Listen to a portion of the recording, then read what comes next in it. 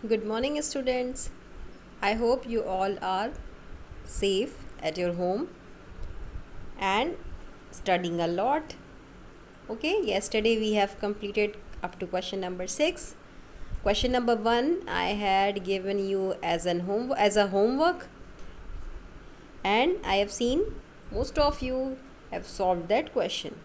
आप में से बहुत बच्चों ने क्वेश्चन नंबर 1 को सॉल्व कर लिया है. मैंने उसको बताया था अपने टर्म्स में कि आप इसको कैसे लिखेंगे, और मुझे बहुत बच्चों ने लिख के दिखाया. मुझे अच्छा लगा. ऐसे ही आप काम को करके दिखाएंगे तो ये मुझे बहुत अच्छा लगेगा. ठीक है. Today we will solve question number 7 to question number 11 and we will complete this exercise. Let us do question number 7. What is this?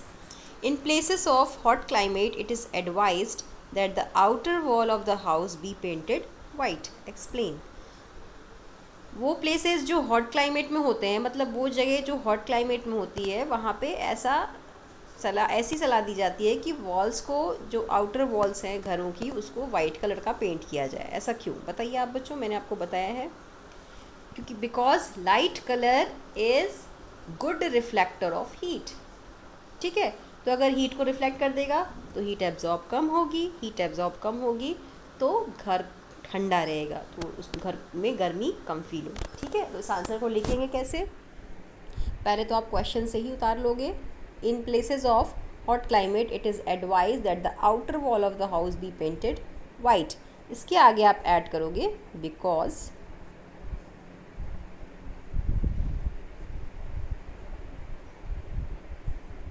white color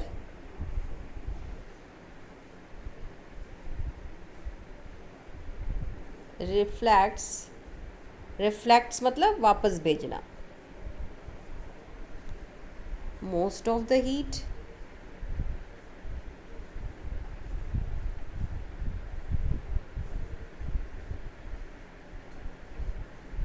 that falls on it.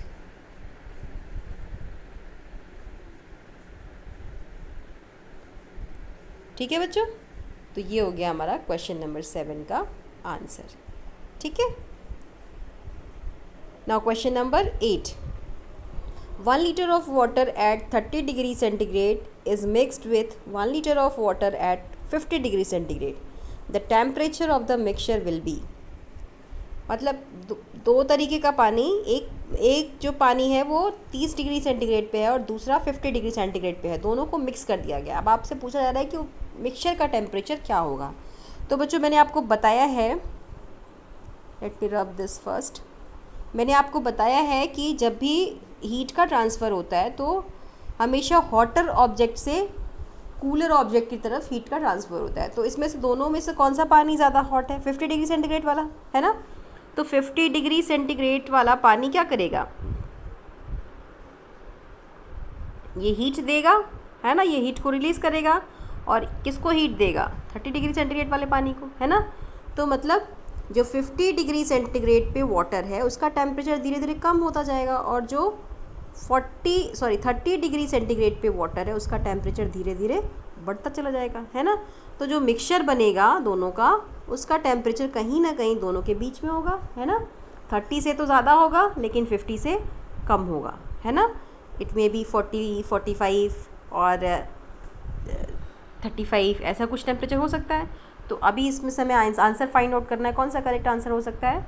It will be between 30 degree centigrade and 50 degree centigrade. It means D is the correct answer.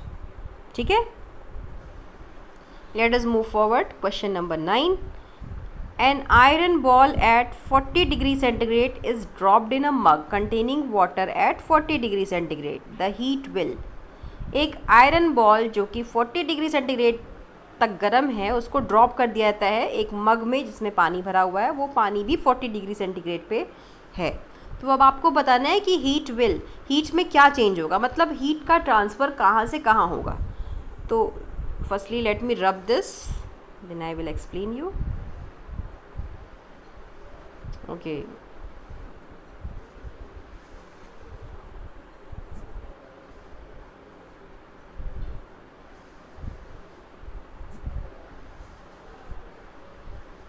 Okay, we have cleared all that. Now we were doing question number 9. Sorry,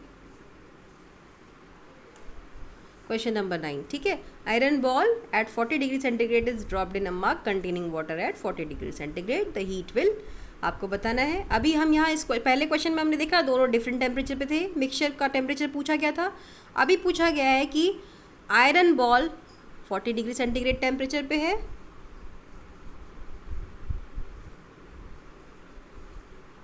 ठीक है, और पानी भी 40 degree centigrade temperature पे, ठीक है. तो जब पानी में आयरन बॉल को ड्रॉप किया गया, ठीक है, तो इसका भी टेम्परेचर 40 है और पानी का भी टेम्परेचर 40 है. तो जब टेम्परेचर में कोई डिफरेंस ही नहीं है तो ट्रांसफ़र कहाँ से होगा? ट्रांसफ़र तो तभी होता है ना when one is cooler and one is hotter. आप गर्मियों में जब किसी ठंडी चीज़ को छूते हो तो आपको ठंडक फील होती है. क्यों फील होती है? क्योंकि आपका हाथ गर्म है और वो सरफेस ठंडा है ना. या आप सर्दियों में जब किसी गर्म चीज़ को छूते हो तो आपको गर्मी फील होती है. क्यों? क्योंकि आपका हाथ ठंडा है तो आपको गर्मी फील होती है, ठीक है. लेकिन जब आपका हाथ भी गर्म हो और सरफेस भी गर्म हो तो हमें उतना फील नहीं होता, क्योंकि जब दोनों चीज़ें इक्वल टेम्परेचर पे होती हैं तो कोई ट्रांसफ़र नहीं होता. तो इस केस में ऐसा ही हो रहा है, दोनों ही चीज़ें इक्वल टेम्परेचर पे हैं तो कोई भी ट्रांसफ़र नहीं होगा. तो आंसर आप फाइंड आउट करो, कौन सा आंसर होना चाहिए?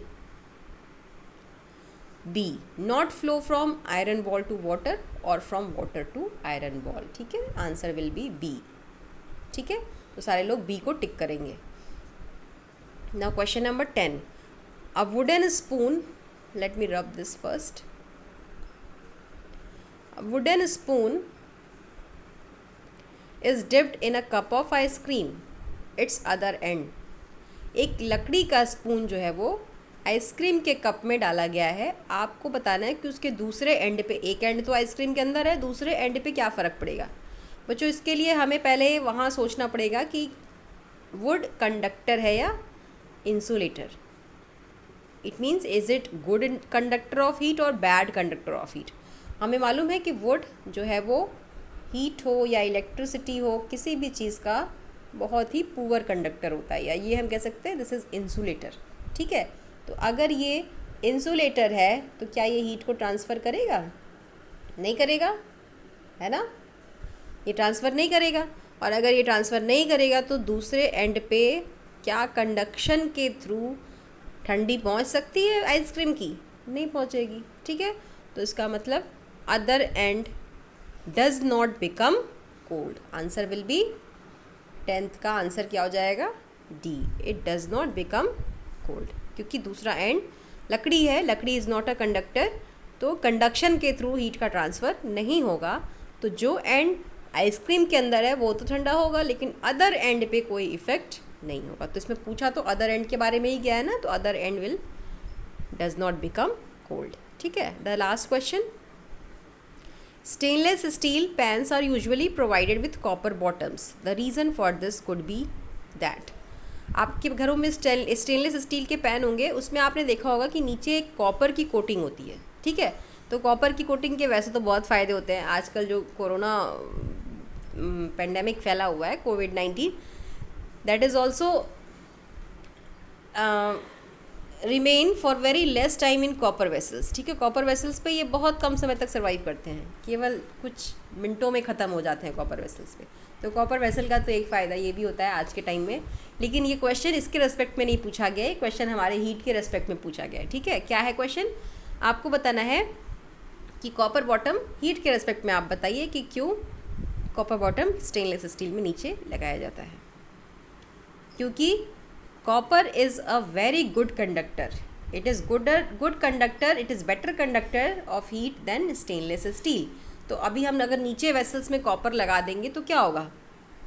जो पानी ज़्यादा टाइम में गर्म हो रहा था या जो चाय हमारी ज़्यादा टाइम में बन रही थी वो और जल्दी बन जाएगी. तो कॉपर वेसल्स लगाने से यही फ़ायदा होता है कि कॉपर जो है वो it is better conductor of heat than the stainless steel. That's why the stainless steel pans are provided with copper bottoms. तो अब आप इसमें से आंसर फाइंड आउट करिए. आंसर इज सी, ठीक है. तो इस तरीके से बच्चों हमने एक्सरसाइज को कंप्लीट कर लिया। ठीक है, अब जिन बच्चों ने क्वेश्चन नंबर 1 नहीं किया है उनके लिए मैं क्वेश्चन नंबर 1 को भी लिख करके दिखाती हूँ। ठीक है, क्वेश्चन नंबर 1 क्या था? सिमिलैरिटी और difference between the laboratory thermometer and the clinical thermometer. ठीक है, तो मैं इसको बहुत शॉर्ट में आपको लिख के दिखा रही हूँ। सिमिलैरिटी के लिए आप क्या लिखोगे? हेडिंग होगी आपकी सिमिलैरिटी। बहुत बच्चों ने इसको लिखा भी, सब ने अपने टर्म्स में लिखा, मुझे बहुत अच्छा लगा। लेकिन जो बच्चे नहीं लिख पाए उनके लिए मैं बता रही हूँ, आपको एनडी वनडी से उतारने की ज़रूरत नहीं है, आप अपने से कोशिश करिए। नहीं होता है तो आप टीचर से हेल्प लीजिए और उसके बाद करिए। ठीक है, सिमिलैरिटी क्या है? Both are made up of glass. ठीक है, यानी स्ट्रक्चर सेम है। ठीक है, दूसरा बोथ कंटेन्स मर्करी।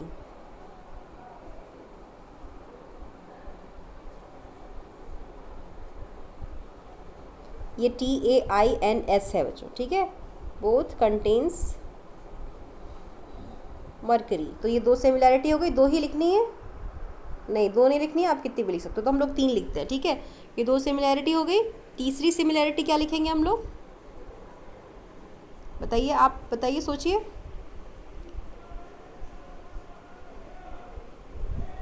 तीसरी सिमिलैरिटी हम ये भी लिख सकते हैं, both has bulb, both should be handled with care, है ना? ठीक है, कुछ भी लिख सकते हैं। तो अभी 2 सिमिलैरिटी हो गई। तीसरी आप क्या लिखोगे?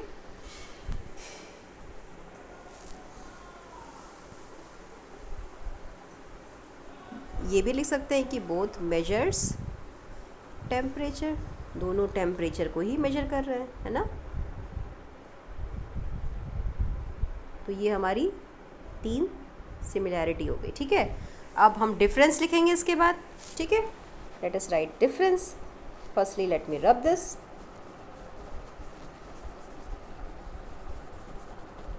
डिफरेंस, ये डिफरेंस लिख रहे हैं हम लोग।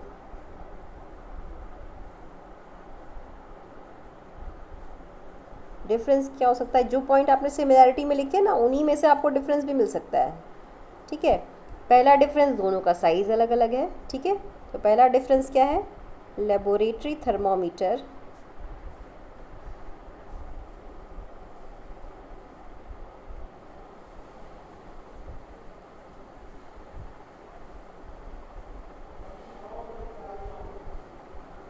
is bigger in size। ठीक है, एक डिफरेंस ये हो गया। दूसरा डिफरेंस क्या हो सकता है?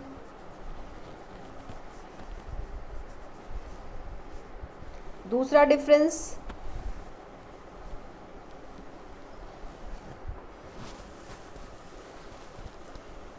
क्लिनिकल थर्मोमीटर केवल बॉडी का टेम्परेचर मेजर करता है ना, तो दूसरा डिफरेंस हम लोग लिख सकते हैं, clinical thermometer measures body temperature, है ना?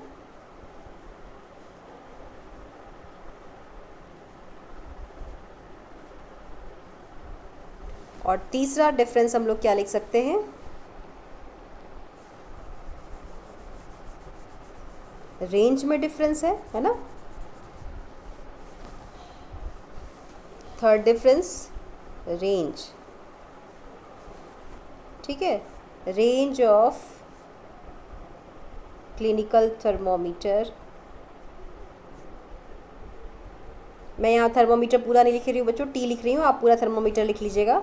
Range of clinical thermometer is 35 to 42 degree centigrade. ठीक है, लेकिन लेबोरेटरी थर्मोमीटर की क्या रेंज होती है? तो आप आगे लिखोगे इसमें while.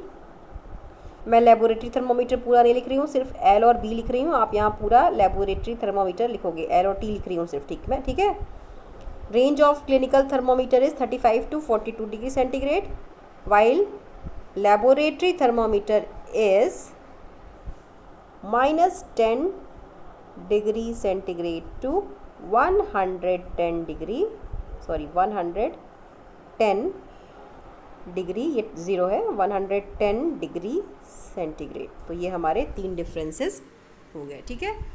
I hope now you are able to complete the exercise. आप एक्सरसाइज को कंप्लीट करिए।